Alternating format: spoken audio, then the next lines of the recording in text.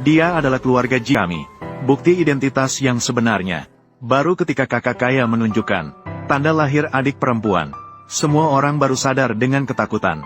Wanita yang selalu mereka ejek adalah pewaris sejati, dan yang berpura-pura sebagai pewaris sambil berlutut di tanah.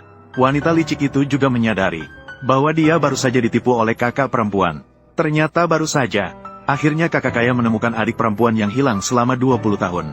Namun sebelum mereka sempat saling mengenali, wanita licik di samping malah tiba-tiba berlutut di tanah, mengatakan bahwa kakak kaya salah mengenali orang, bahwa dirinya adalah anak angkat keluarga Xiao, dan juga adalah adik kandungnya yang hilang selama 20 tahun. Karena dia adalah anak angkat keluarga Xiao, aku berada di rumah Xiao, menjadi budak selama puluhan tahun. Akhirnya berakhir dengan reputasi hancur. Sekarang kau bilang kau adalah anak angkat keluarga Xiao. Melihat kebohongan akan segera terbongkar, ayah dari wanita licik itu segera membantu menutupi kebohongan. Dia berbohong dengan mengatakan bahwa gadis licik itulah yang sebenarnya anak angkatnya, sedangkan wanita itu adalah putri kandungnya. Dan alasan dibalik tindakan ini, hanya karena wanita itu kehilangan kehormatannya tanpa alasan. Untuk menjaga nama baik keluarganya, akhirnya terpaksa mengumumkan bahwa wanita itu adalah anak angkatnya. Di bawah kedamaian yang diciptakannya, membuat kebenaran yang jelas menjadi kabur lagi. Saudara laki-laki kedua wanita melihat situasi, dan dengan peduli membantu gadis licik itu berdiri. Namun untuk berjaga-jaga, dia mengeluarkan liontin yang dipakainya, dan bertanya di mana liontin milik gadis licik itu. Karena liontin ini dimiliki oleh keempat saudara, dan ini juga merupakan bukti identitas mereka. Asalkan gadis licik itu bisa menunjukkannya, maka itu akan membuktikan bahwa dia benar-benar adik kandungnya. Namun gadis licik itu tidak memiliki liontin. Dia curiga bahwa liontin itu pasti ada di tubuh wanita itu, maka langsung berlutut di depan wanita itu, berpura-pura meminta wanita itu mengembalikan liontin. Apakah kamu sakit? Apa kalung giok ini? Karena kamu kehilangan bukti, maka jangan salahkan aku. Menggantikan posisimu. Dulu aku selalu mengenakan kalung giok. Jelas-jelas kamu yang mencurinya. Apakah ini kalung gioknya? Ya, itulah yang dimaksud. Kakak, aku memang adikmu. Kamu memang salah mengenali orang.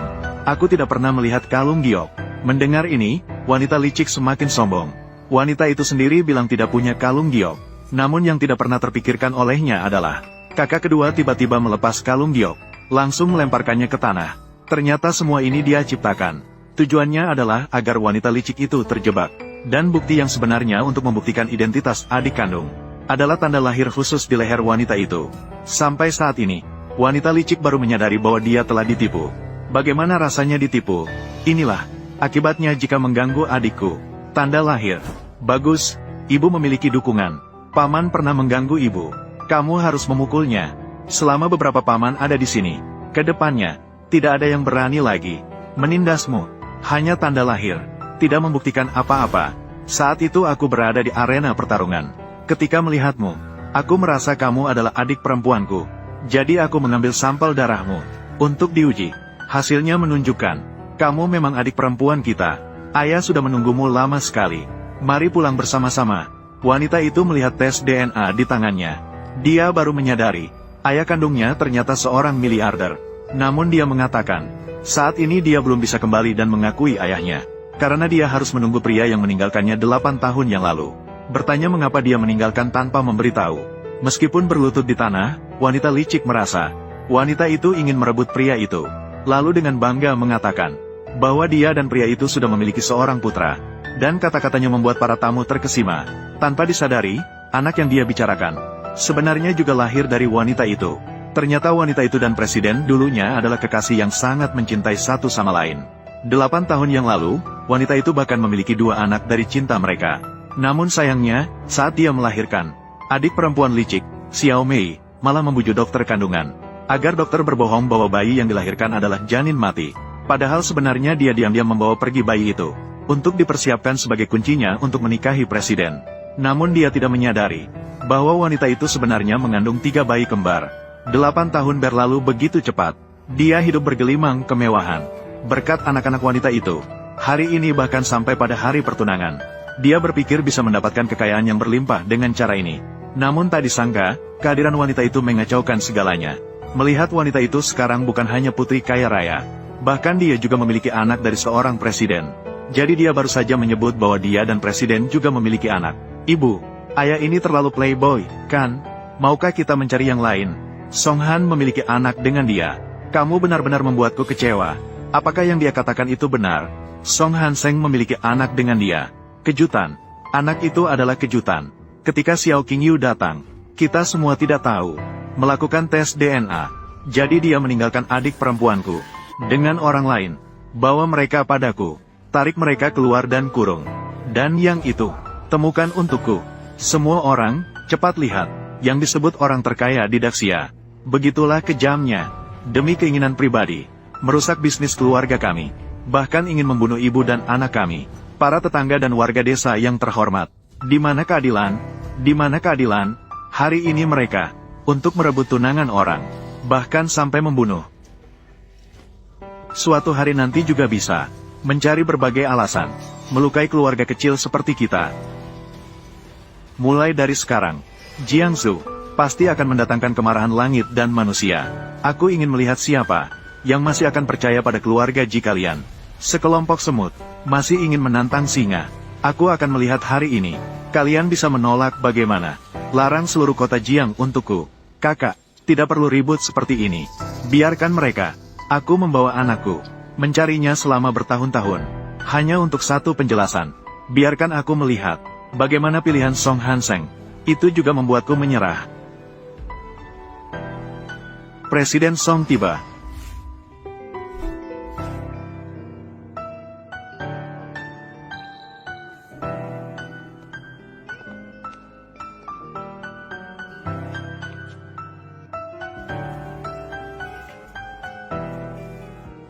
Bao Er. Ibu, aku membawa ayah ke sini. Wanita ini begitu akrab. Siapa yang membuat keributan di rumahku? Apakah kekasihmu datang? Song Han Seng. Lama tidak bertemu. Masih ingat aku? Belum sekeren aku. Bagaimana adik bisa begitu bersemangat kepada orang seperti ini? Itu, kondisi keluarga kami. Tidak bisa menemukan orang seperti apa. Pria sampah seperti ini. Sudahlah, apapun yang terjadi. Ayah anak itu, bagaimana mungkin bisa diganti begitu saja? Hanya saja, kalau dia tidak sopan. HMPH, cepat minta maaf pada Nyonya Jinsi. Mereka sudah melahirkan 2 anak untukmu. Mengapa kamu tidak peduli? Bagaimana aku bisa melahirkan seorang anak seperti kamu? Seorang anak laki-laki yang tidak bertanggung jawab. Anak, bagaimana mungkin? Kamu, mengapa kamu tiba-tiba menghilang pada waktu itu? Aku mencarimu selama 8 tahun penuh. Nona ini, aku sama sekali tidak mengenalimu. Pikirkan baik-baik sebelum berbicara. Jika melakukan kesalahan, harus diakui. Mereka adalah putri dari orang kaya. Bagaimana mungkin mereka menipu kita? Kita hanya keluarga kecil. Kami benar-benar tidak pernah bertemu. Xiao Jinsi. Oh tidak, Ji Jinsi. Meskipun kamu sekarang terbang ke dahan dan berubah menjadi burung phoenix, lalu apa? Anak-anak Han Seng dan aku sudah masuk sekolah dasar. Kamu sama sekali tidak mungkin. Hubungan antara aku dan Han Seng itu hanya kecelakaan. Aku tidak punya hubungan denganmu. Jangan memanfaatkan kesempatan. Anakmu terdaftar di kartu keluargaku. Aku tidak punya hubungan denganmu. Kecelakaan. Anak-anak sudah masuk sekolah dasar. Sekarang kamu bilang itu kecelakaan. Ayah, kamu juga terlalu tidak menghargai diri sendiri.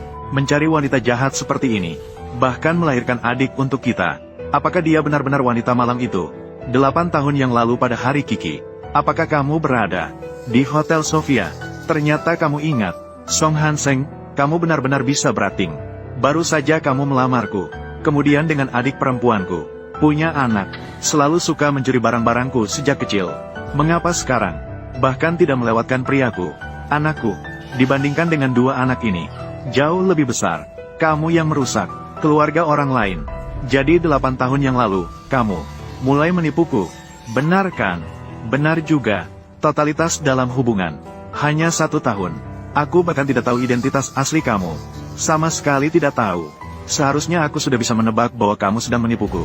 Baiklah, Song Han Seng. Kamu berani menipu perasaan adik perempuanku. Lihat saja nanti aku akan membunuhmu. Hei, kakak. Tenangkan dirimu. Pasti ada kesalahpahaman di sini. Dengarkan penjelasan kakakku. 8 tahun yang lalu, aku mengalami kecelakaan mobil. Kehilangan sebagian ingatan. Dan Xiao Qingyu, pada saat itu, membawa anak datang. Aku hanya ingat 8 tahun yang lalu pada hari Kiki. Di Hotel Sofia. dan terjadi kecelakaan dengan seorang wanita. Apakah wanita itu kamu? Kecelakaan mobil. Kamu kehilangan ingatan. Ya, jika yang kamu katakan semuanya benar, maka alasan mengapa aku menghilang adalah karena kecelakaan mobil itu. Jangan mengelak dariku. Apa yang kecelakaan atau bukan? Berikan penjelasan yang jelas padaku. Apa sebenarnya yang terjadi pada anak itu? Itu, anak yang dilahirkan olehnya dan wanita itu lebih tua dari usia Dabao dan Erbao. Jelas sekali. Lahir saat sedang jatuh cinta. Apakah kamu menganggapku main-main? Aku, adik perempuan. Pria semacam ini tidak pantas membuatmu sedih. Kamu adalah putri tunggal dari keluarga kaya. Kehilanganmu adalah nasib buruk baginya. Dengan begitu, kamu bisa kembali ke ibu kota bersamaku. Aku akan segera mengadakan konferensi pers, mengumumkan bahwa kamu adalah pewaris tunggal keluarga Ji.